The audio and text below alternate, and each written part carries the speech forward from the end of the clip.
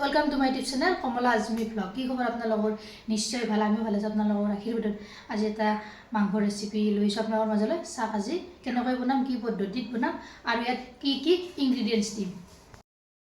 সেই গাইজ আজি আপোনালোকৰ মাজলৈ লৈ আহিছোঁ এই মাংসৰ অন্য এটা ৰেচিপি। কাৰণে মাংস লৈছোঁ, এয়া 500 গ্ৰাম মুৰ্গীৰ মাংস। ইয়াতে লৈ লৈছোঁ ডাঙৰ পিঁয়াজ দুটা কাটি, আদা নহৰু 4 ভিডিঅ'টো সম্পূৰ্ণভাৱে আৰু স্কিপ নকৰাকৈ। কেৰাহী গৰম হ'বলৈ দিছোঁ, তেলখিনিও গৰম হৈছে। ইয়াতে প্ৰথমতে পিঁয়াজখিনি দি লওঁ।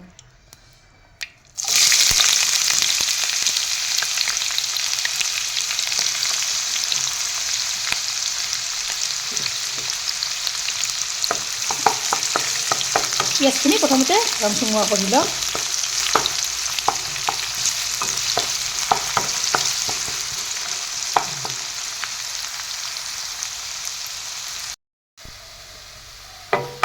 ইয়াত দেখিছেনে পিঁয়াজখিনি ধুনীয়াকৈ নৰম হৈছে। ইয়াতে এতিয়া মই মাংসখিনি দি লওঁ আৰু এটা ইনগ্ৰিডিয়েণ্টছ দিম দিয়ক মাংসৰ লগত। কি দিওঁ চাবচোন, ভিডিঅ'টো সম্পূৰ্ণভাৱে চালেহে গম পাব ইয়াত আৰু কি কি দিওঁ। মাংসখিনি বহুৱাই দি দিওঁ, তাৰপিছত এয়া মই দি দিম নিমখ 1 চামুচ, তাৰপিছত দিছোঁ হালধি গুড়ি 1 চামুচ, তাৰপিছত এয়া দি দিছোঁ ধনিয়াৰ গুড়ি 1 চামুচ, তাৰপিছত এয়া দি দিছোঁ জিৰাৰ গুড়ি 1 চামুচ। এইখিনিও তলফৰ কৰি এনেদৰে লৰাই দিম।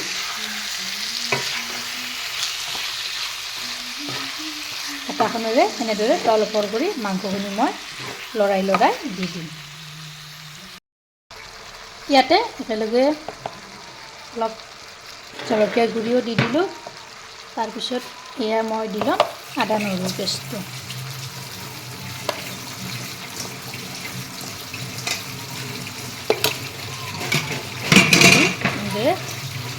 আকৌ তল ওপৰ কৰি লৰাই দিম।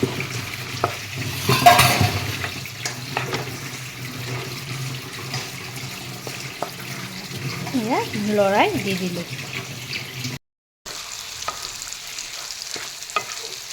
এইখিনি এনেদৰে তল ওপৰ কৰি লৰাই দি দিলোঁ। তাৰপিছত এয়া মই ঢাকনিখন এনেদৰে লগাই থৈ দিলোঁ। ইফালে আকৌ বনাইছোঁ উৰহি ভাজি। আহিলোঁ আপোনালোকক অলপ দেখুৱাই দি দিওঁ। এয়া কেইমিনিটমান যোৱাৰ পিছত মই ঢাকনিখন গুচাই দি দিলোঁ। দেখিছেনে মাংসৰ পৰা কিমান পানী ওলাইছে চাওক। এইখিনি মই এনেদৰে তলফৰ কৰি আকৌ লৰাই দি দিলোঁ। ইয়াতে এতিয়া কি দিম জানেনে? এয়া ফুলকবি লৈ দিছোঁ অলপ, ফুলকবিখিনি ইয়াতে দি দিম। ওপৰত এনেদৰে দি থৈ দিলোঁ। ঢাকনিখন আকৌ লগাই থৈ দিম। এই মাংসৰ পানীতে মাংসখিনিও ধুনীয়াকৈ সিজিব আৰু ফুলকবিখিনিও ধুনীয়াকৈ সিজিব। এয়া কেইমিনিটমান যোৱাৰ পিছত মই ঢাকনিখন গুচাই দি দিলোঁ।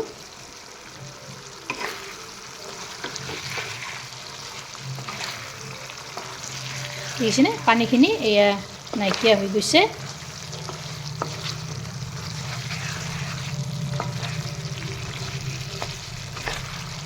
পানীখিনি এয়া গুটিখিনি নাইকিয়া হৈ গৈছে। ইয়াতে মই পানী অলপ এড কৰি দি দিম। এয়া অলপ পানী এয়া দি দিলোঁ।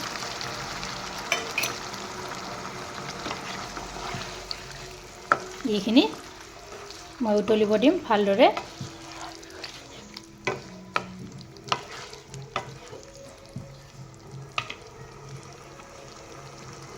ইয়াতে একেলগে কেঁচা ধনিয়াৰ পাত দি দিলোঁ।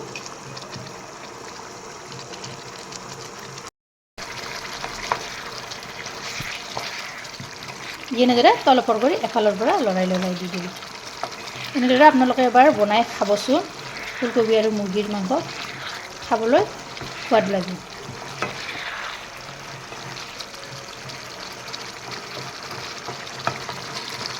পানীখিনি নাইকিয়া হৈ নেযালৈকে মই গেছৰ ওপৰতে এনেদৰে ৰাখি দিম।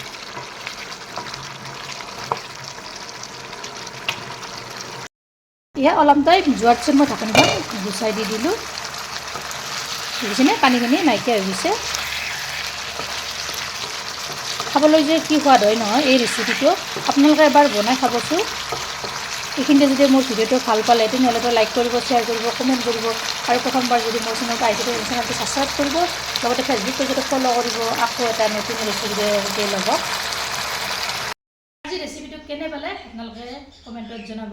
আৰু যদি মোৰ চেনেলত প্ৰথমবাৰ আহিছে তেনেহ'লে চেনেলটো ছাবস্ক্ৰাইব কৰিব, লগতে ফেচবুক পেজতো ফ'ল' কৰিব। ধন্যবাদ। জয় আই অসম।